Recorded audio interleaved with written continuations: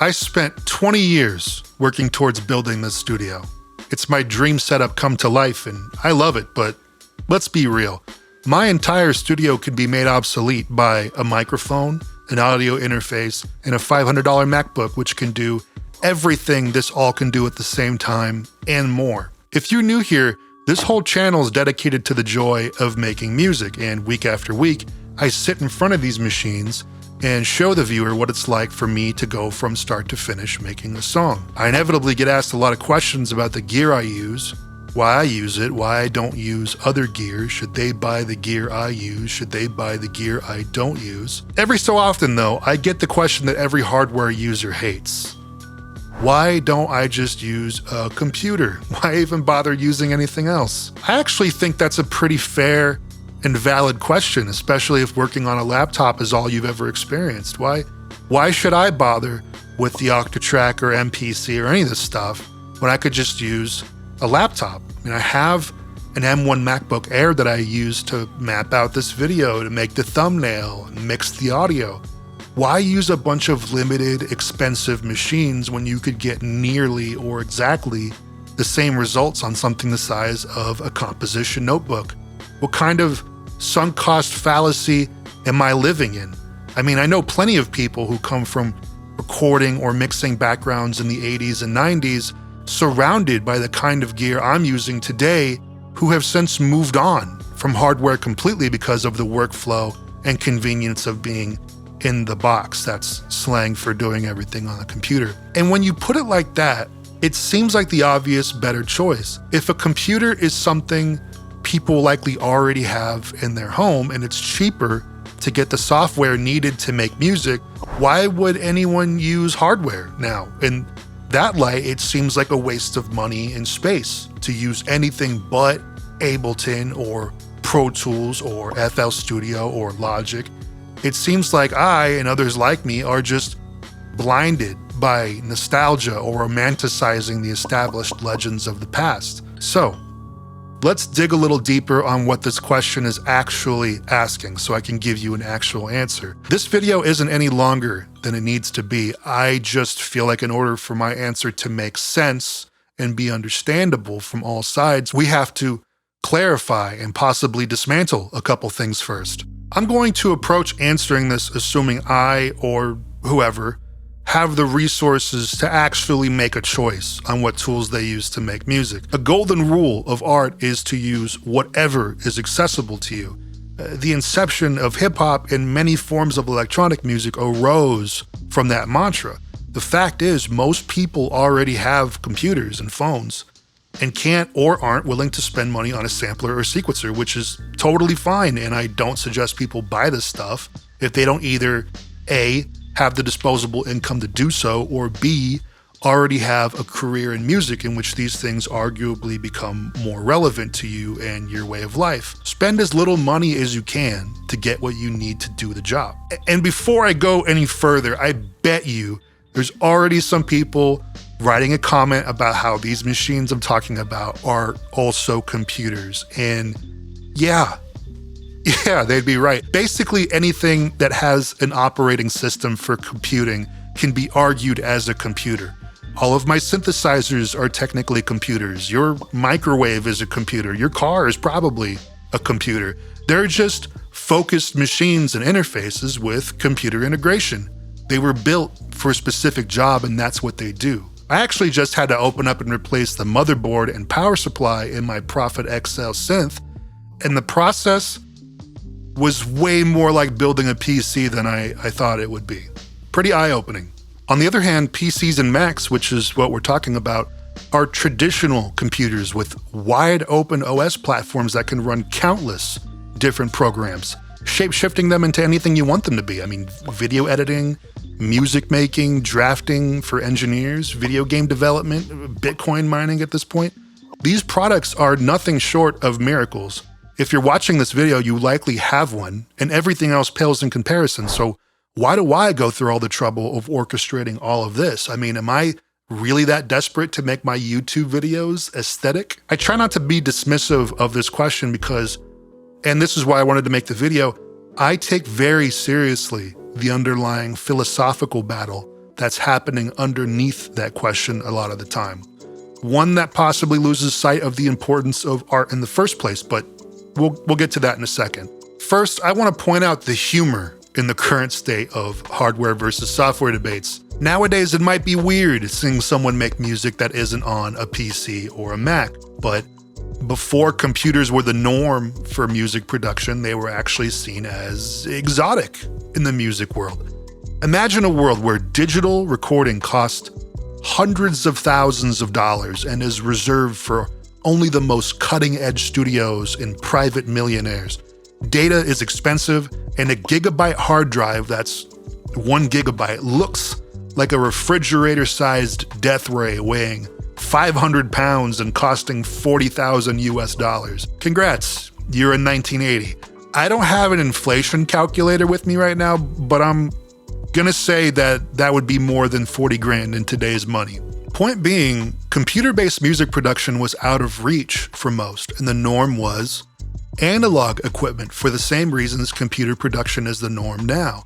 Even the samplers we all know and love today were children of samplers like the Fairlight CMI and the Synclavier, which were samplers that were more like the computers you would recognize as computers. They had computer screens and sometimes even keyboards and styluses. They were also prohibitively expensive. It was much more realistic for companies to mass produce something affordable that swaps the full computer interface and capability for a cheaper board, an LED readout of numeric values, plastic buttons, and rubber pads. And that affordability is why we, as a culture, see the MPC and the SP1200 as the first truly influential samplers, but there's no mistaking the fact their lineage was in computers. As technology advanced, it also became more affordable. Software music programs were being developed for consumer computers like the Amiga and were an underground option for the working producer, while hardware like the MPC and the Alesis MMT8 were the standard in the market. What started with tracker software eventually over time became programs like Pro Tools that could eventually far exceed what hardware could do. In the 2000s, we would see production icons like Ninth Wonder use FL Studio to stand toe-to-toe against all the hardware heavyweights, showing the rest of the world how little it knew about the length software had come in that time. Having been around on message boards those days, it's been a trip to see the changes in the conversation. I remember people arguing until their fingers turned blue that the MPC had a timing and swing you couldn't get on a computer, and this was in 2006, which is hilarious.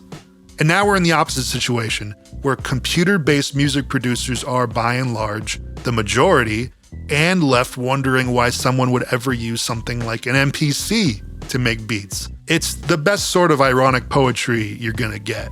And I hope the takeaway of this is that it was as pointless to argue about it back then as it is now. The whole game wanted Ninth Wonder beats because they were good, not because of what he used to make them. Which brings me back to this question, why don't I just do everything on the computer? If this video has shown you anything so far, it shows I haven't drank the hardware supremacy Kool-Aid.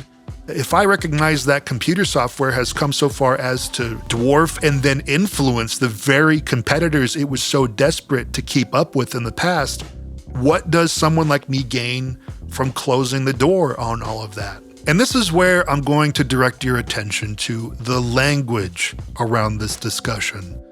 You'll notice each side has different talking points for why one is better than the other. In arguments for computers over hardware, it's all about power, potential, convenience, availability. When someone's trying to convince you that hardware is better, they're going to talk about workflow, sound, tradition. When we have these discussions, one side tries to win over the other. That means you have to make your arguments as objective as possible. The room for nuance and subjectivity goes out the window. Your choice has to be the clear, superior choice, and that makes anything else obsolete, and that's when you realize that this isn't a discussion about art. I think modern-day computers and the software that use them are the greatest thing to happen to music production, but I firmly believe that the pursuit of potential and convenience above all in the art world is hurting it. Because art is not about convenience, it's about expression. There is no evidence of a MacBook making someone more expressive. What is clear is that the potential of expression is greater with a computer nowadays than with limited hardware. And this is where that line of thinking gets messed up, because there's no problem with limitless possibilities. But the game is still the game, and actual results are what matter. You can have all the potential in the world and never do a thing. Meanwhile, someone who has half the potential as you goes on to achieve what you couldn't. Why? On the other hand, I think people saying hardware being more righteous than software is just as silly as it was in the 2000s, even if trends have flipped. I know up-and-coming producers who could easily wash my productions in this elaborate studio with beats they made on their iPhone. Does that mean iPhones are better for production than hardware? No. It just means they're a better producer than me. The issue is when people confuse potential with result. Instead of chasing results, they're chasing potential. And at that point, what are we even talking about here? When someone asks me why I use hardware instead of making beats on a computer, I tell them it's the same reason why I make the type of music I make, or why I make music at all.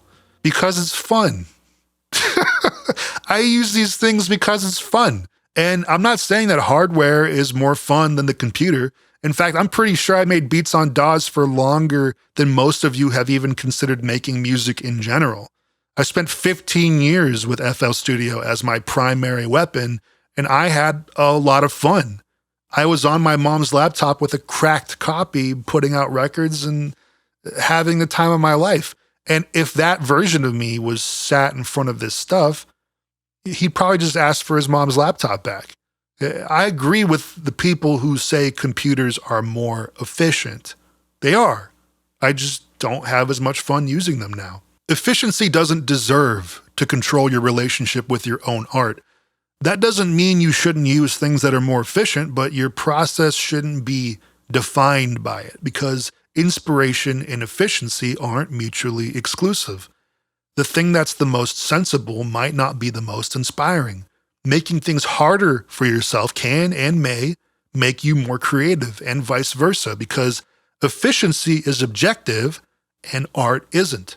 If we base everything we do artistically off of efficiency and capability alone, why do anything then? Why don't we just put the concept of art in an equation, get a really smart person to solve it, and let's get the fuck out of here before we waste any more of our time? As I've gotten older and had more experiences with different methods of making music, I've grown to prefer working on hardware. I can thank my years of exposure to studios and setups of all kinds. I like the fact that music hardware was made from the ground up with musical intent, and that's all it does. I like that my Octatrack doesn't also have Twitter on it. I like firing up my machines knowing what the possibilities are, that I'm not going to be wading through a sea of options that fatigue my decision making before I even lay down a kick drum. I like that when I sit down in front of my gear, I know what I'm about to do. It's a dedicated zone that I show up to and do the job. Here's my suggestion to anyone making music. Have fun with it. You can have fun with an iPhone app or a computer program just as much as you can have fun with an MPC or an SP404. It depends on your style, personality, and situation. If you're just starting out and you don't have the means to explore beyond what you have in front of you, you may not have the opportunity to discover what's more fun for you. More fun than what? You only have what you have, so have fun with it. And if you're lucky enough to have a choice on how to make music, you should do it in a way that is fun for you. Don't make decisions based on the power or potential of a setup. Don't get wrapped up in traditionalism either. Don't just do it because Jay Dilla did it. Think about fun. On this channel, you will never hear me say that making beats on a computer is less valid. I won't say it because it's not true. I also won't say it because it doesn't matter. What matters is the result. So make your choices based on that. For me, I get the best results when I'm having fun. So that's what I focus on. For those of you who are wondering, yeah, sometimes I still use the computer for commercial work and stuff like that. Sometimes you need that level of control when 20 corporate people are in an email chain asking you to make it sound more like Daft Punk remixing UGK or whatever they want. But in that environment, when I'm working on the computer nowadays, I personally tend to have less fun, and the music as a result comes out less inspired. But there's a reality where I go back to completely working in the box. And if that happens, I'll have made that decision based on whether or not I'm having more fun. As of right now, I can't think of anything more fun than being in front of my samplers and keyboards. So that's what I do. And I hope you find whatever that is for you. And if it's not the most optimal setup and someone in the future asks you why you still use a laptop to make beats and not the Neuralink implants in your brain or whatever, send them this video and maybe that'll help. Thanks for watching.